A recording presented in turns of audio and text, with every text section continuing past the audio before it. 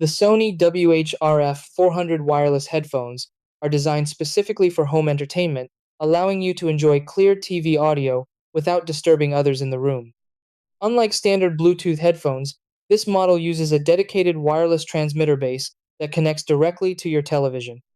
Once the base is connected and powered, the headphones automatically receive the audio signal when placed on your head. Setting up the connection is simple and usually takes only a few minutes. Try these.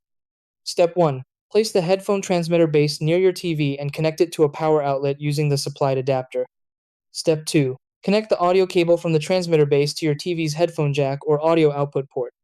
Step 3. Turn on your TV and ensure the audio output is set to external headphones or audio out.